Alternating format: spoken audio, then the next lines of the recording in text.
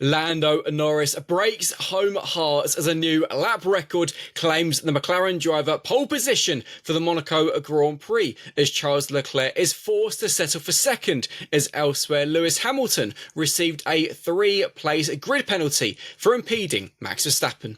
From Racing News 365, my name is Nick Golding, and I'm delighted to be joined, as always, by lead editor Ian Parks with another spectacular background.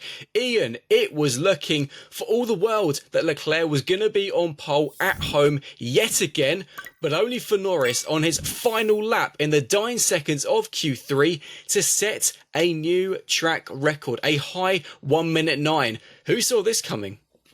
I wonder if Lando Norris is feeling the same way that Roger Bannister did when he became the first person to record a sub 4 minute mile. What we've seen today is the first sub 70-second lap.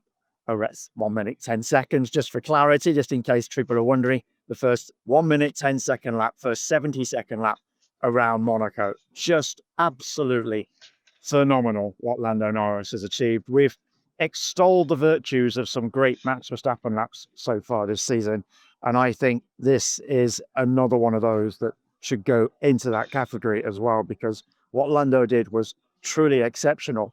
Not perfect, however, not in the eyes of McLaren team principal Andrea Stella, at least, who remarked that as good as Lando's lap was, he actually left a couple of fractions of a second on the table.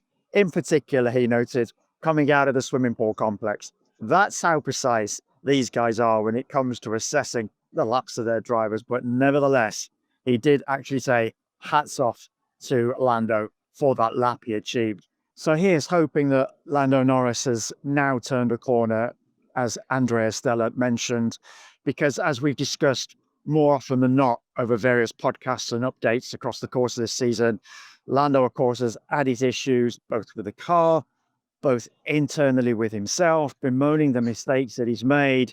This could be the tonic that he needs to now set himself up for the rest of the season. And obviously, we know that Sunday's race has got this brand new mandatory 2-stop rule, but pole position in Monaco is still, a lot of drivers think, going to be the most important thing in the world. And that came across in Charles Leclerc's comments, because understandably, he was gutted to miss out on pole. Gutted to miss out on pole, but with this new 2-stop strategy rule, who knows what might now happen. Yes, the drivers at the front probably not quite going to be locked into their positions, but it's going to be tricky strategy-wise still. But for those at the front, they probably cannot afford to take the risks that those at the back can obviously do. So how this now plays out is going to be quite fascinating. Again, referring to Andrea Stella, because in fairness to him, he's the only team principal that does a media session after qualifying. And he said the fact that his team had gone into depth now, actually, this now throws up more complications than they'd actually realized coming into the weekend. And the strategy meeting is going to be longer than for any other Grand Prix than they have over the course of a season. So, yes, so much at stake. So all is not lost for Charles. Yes, ordinarily, of course, the driver on pole position here at Monaco can really dictate strategy, can really dictate pace, can hold the pack up, because obviously it is so damn difficult to overtake around this circuit. Now, however, we've got these 2 stops, and now the strategists are really going to come into their own.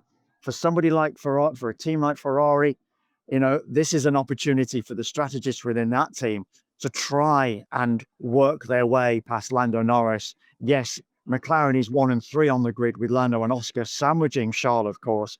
But as I say, so much now comes into play. It really is, I think, going to be a truly fascinating battle. Yes, we might not get to see overtakes around this circuit, as we've known is really tricky in the past.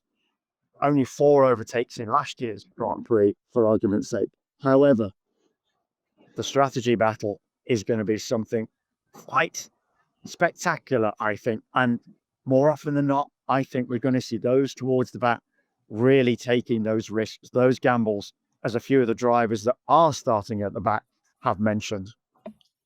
And one driver who now may be forced into taking some risks is Lewis Hamilton. Let's discuss, obviously, the incident between himself and Max Verstappen from Q1. Lewis being judged as having impeded the Dutchman, which means that now instead of starting in fourth, Max will start in fourth. Lewis has dropped down to seventh, which around Monaco is, I mean, as good as done, you'd imagine, obviously, without taking into account this new two-stop rule. But ultimately, a pretty slam dunk penalty, it's got to be said.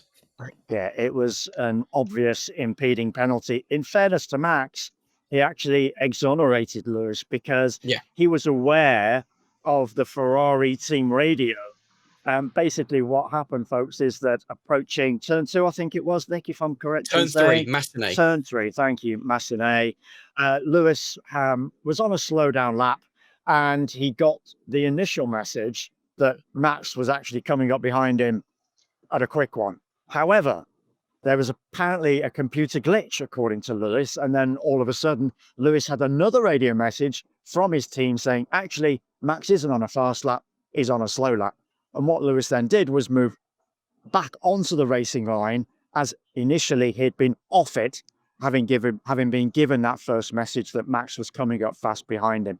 Ultimately, it wasn't really Lewis' fault. He was just going on the instructions and the radio messages from his team, and whatever that computer glitch was, somebody's going to give that computer a damn good kicking, because it's cost Lewis Hamilton 3 grid spots and probably now difficulty in trying to get onto the podium, because at least in starting 4th place, as was going to be the case initially, that was a good opportunity for him to do so. Now it's going to be a little bit, well, not a little bit, but considerably more difficult. So yes, disappointment for Lewis, because he'd come out of qualifying feeling really good. Lewis was happy with the car coming out of qualifying. He felt that it was probably the best it had been beneath him this season, compared to since the Chinese Grand Prix sprint qualifying session, where of course he started on pole and won that particular short form race.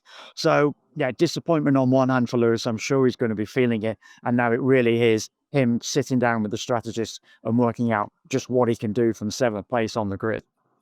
And obviously, as I mentioned, whilst it has promoted Max into 4th, a really difficult qualifying for him and Red Bull. Yuki Tsunoda knocked out in Q2 again. Max was asked if he thought he could fight for pole position, and quite simply answered by saying absolutely not. As we've seen for the last couple of years with the RB20, but also the RB19, low speed riding curbs, and particularly when there's camber, has been a real issue for the team. They just can't get on top of it. And again in Monaco this weekend, it is riding those curbs, which is hurting the Dutchman. Max said that's the way the car has been around Monaco for numerous occasions now. Once again, it's hurting here on this particular occasion. Okay, it's been elevated a position thanks to Lewis's penalty. He starts 4th. So there is a possibility we could see Max on the podium. Who knows? Maybe Max could even go and win this.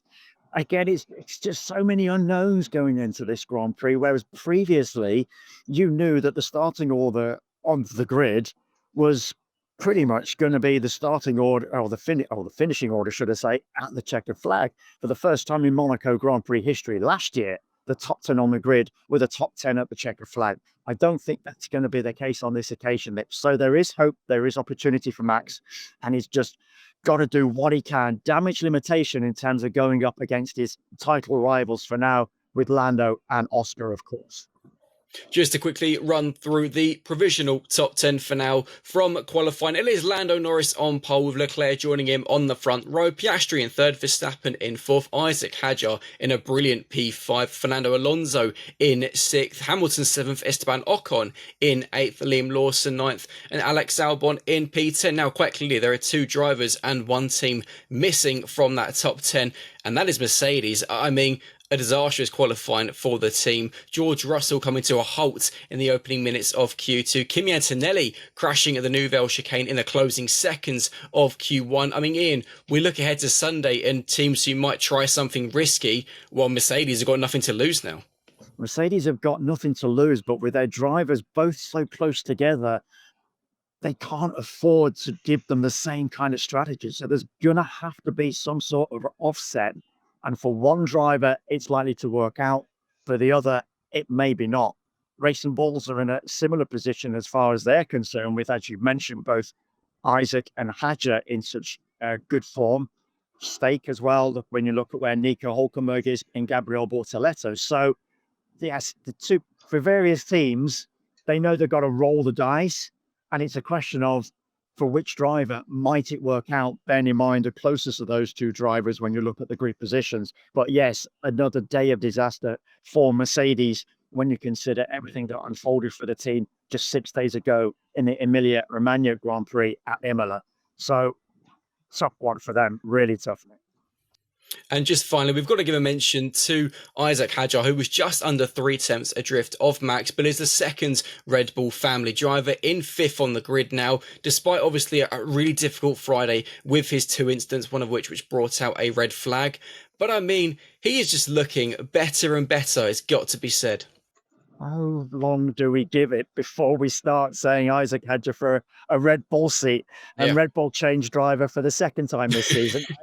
Now, I don't think it will happen. I mean, Helmut Marko has turned around and said earlier this season that Yuki's in for the duration of this season now, but we know Yuki's out of contract at the end of this season. So could there be another Red Bull driver change going into 2026? Who knows? But for Isack, yeah, he's just performing absolute wonders, it has to be said, in that particular car.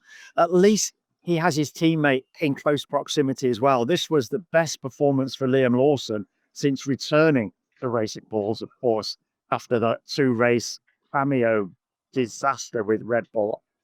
Just, you felt for Liam Lawson, and it's not gone right for him over the previous 5 Grand Prix since he returned to the junior sister team, whichever way you want to look at it. So at least on this occasion, he's got something to smile about, something to build on.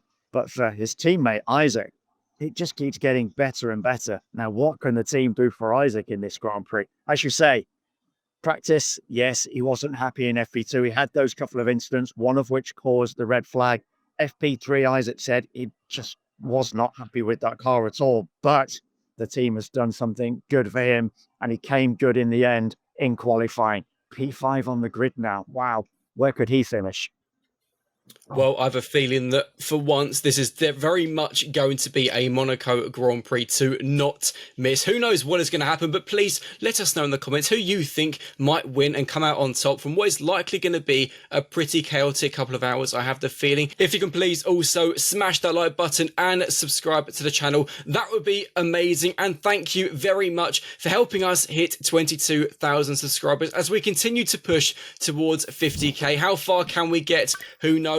Please do join Ian and I after Sunday's race where we dissect, well, whatever chaos is going to happen. See you later. I'll be very surprised if there isn't chaos, Nick, particularly with that 2-stop strategy. Take care, folks. See you on Sunday.